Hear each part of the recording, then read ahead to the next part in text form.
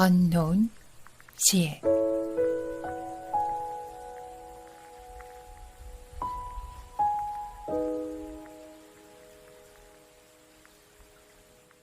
트위터에 이어 인스타그램을 열었다.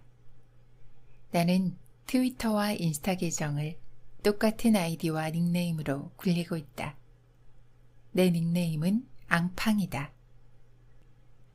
중학생 시절 좋아했던 요구르트 이름에서 따온 이름인데 나중에 앙팡이라는 말이 앙팡 테리블이라는 프랑스에서 따온 말이라는 사실을 알게 되었다. 앙팡 테리블은 무서운 아이라는 뜻이라고 한다. 요구르트 병에 그려진 캐릭터처럼 무해하고 귀엽게만 보이지만 알고 보면 무서운 아이. 제법 마음에 드는 설정이었다. 나의 온라인 자아는 컨셉트가 분명하다. 나는 트위터와 인스타에 미술 전시회 관련 정보와 전시장에서 찍은 인증사진을 올린다. 전시회는 중학교 2학년 때 아이돌 팬인 사촌 언니를 따라 처음 가봤다. 아이돌 앨범 재킷을 그린 작가의 일러스트 개인전이었다. 그림 몇 점을 사진 찍어 인스타에 태그를 걸어 올렸더니 팔로워가 많이 늘었다. 그 일을 계기로 나 혼자 전시회장을 찾아다니기 시작했다. 처음에는 인스타 포스팅이 목적이었는데 이런저런 전시를 보다 보니 조금씩 관심이 생겼다. 회화, 설치미술, 비디오 아트, 조각, 일러스트, 캐릭터 디자인. 서울 곳곳에서 달마다 셀 수 없이 다양한 전시가 열리고 있었다. 입장료가 비싼 전시도 많지만 무료로 볼 수 있는 전시가 훨씬 많았다. SNS에는 작가들이 직접 전시회를 홍보하기도 하는데 그런 정보만 잘 찾아도 돈 안 들이고 실컷 구경할 수 있다. 지난 주말에는 국립현대미술관에서 열린 단체 전시를 보고 왔다. 제일 잘 나온 작품 사진에 샵 국현 태그를 달아 인스타그램에 올렸더니 반응이 괜찮았다. 트위터에도 같은 사진을 올렸는데 때마침 팔로워 10,000명이 넘는 초네임드 계정이 리트윗을 해준 덕분에 하룻밤에 100번 넘게 리트윗되었다. 사진을 리트윗해간 계정 중에는 내가 찍은 작품을 그린 작가의 계정도 있었다. 이렇게 온라인에서 작가들과 직접 이어질 때가 제일 뿌듯했다. 앙팡님이 RT하신 전시회 궁금한데 같이 보러 갈 사람이 없는 현실. 밀린 타임라인을 거슬러 올라가다 트친 민지의 혼잣말이 눈에 띄었다.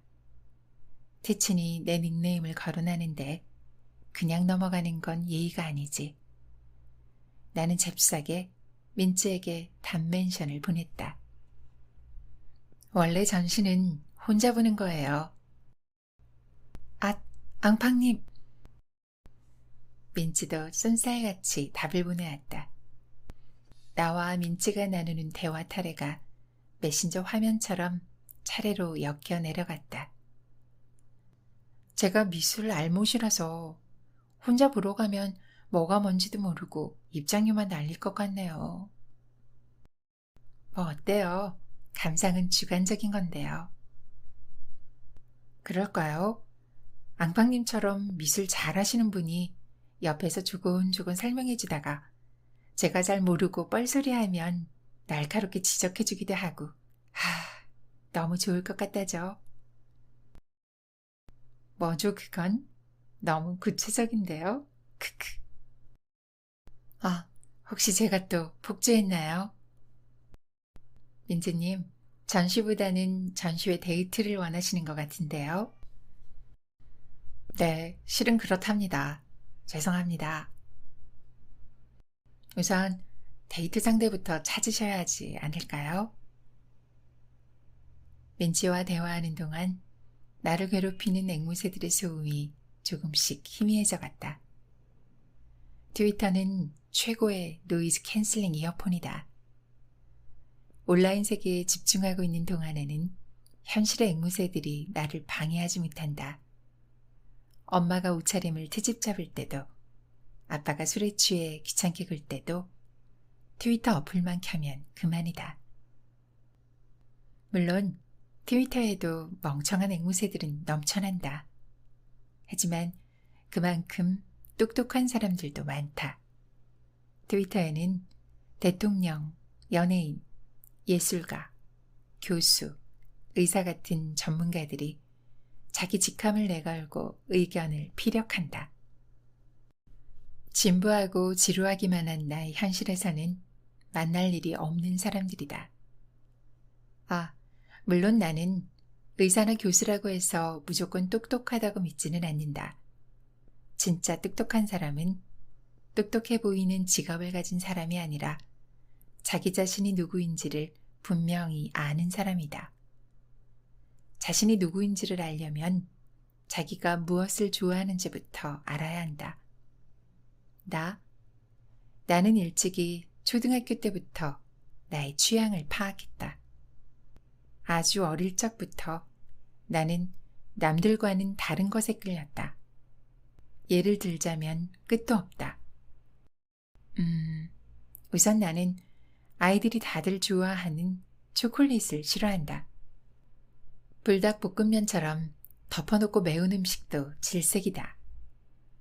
다들 잘생겼다며 난리난 남자 연예인이나 아이돌은 싫어하는 차원을 넘어 혐오한다. 너무 싫어하는 것만 늘어놓았나? 나는 미술 전시회와 인디밴드의 음악, 검은색 옷과 실버톤 액세서리, 길고양이들, 레트로풍 아이템을 좋아한다. 민재의 취향은 나랑은 사뭇 다르다. 민재는 알록달록한 형광색 옷을 즐겨 입고 아이돌 노래를 좋아하며 스트레스 쌓이는 날에는 불닭볶음면에 슬라이스 치즈 3장을 얹어 먹는다.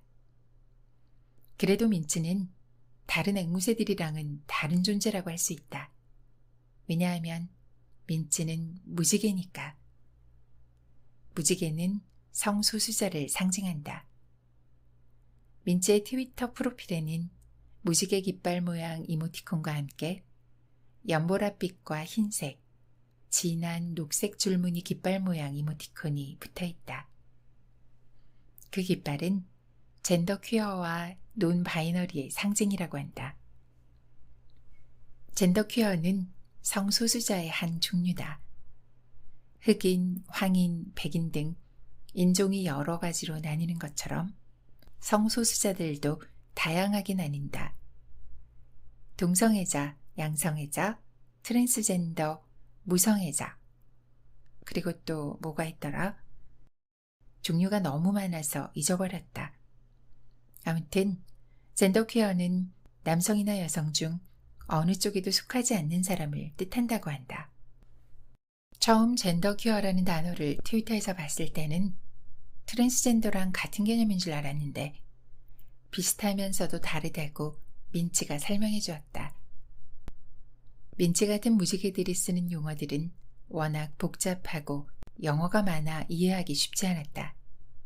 하지만 젠더 퀴어나 지정 성별이라는 게 뭔지도 모르는 우리 반 앵무새들을 생각하면 아무리 어려워도 알아두고 싶다는 오기가 생긴다. 민치는 트위터에 주로 일상 이야기를 올린다. 민치가 매일 시시콜콜하게 자기 얘기를 올리는 덕분에 마팔트 치는 나도 본의 아니게 민치의 가족관계까지 다 꿰고 있다. 민치는 서울에서 부모님과 대학생 누나와 넷이 사는 고등학생이고 키는 174cm고 몸무게는 62kg인 마른 체형의 지정 성별 남성인 아이다. 성별이면 그냥 성별이지 지정 성별은 또 뭐냐고? 지정 성별은 갓난아기가 세상에 막 태어났을 때 주어지는 성별을 뜻한다. 보통 아기들은 산부인과에서 태어나니까 아기를 받아준 의사가 아기의 성기를 보고 남자아기나 여자아기라고 발표를 해줄 것이다. 그러니까 지정 성별은 오직 성기만으로 규정되는 성별이다. 설명이 복잡한데 한마디로 현실의 민지는 고추가 달렸으니 남자다.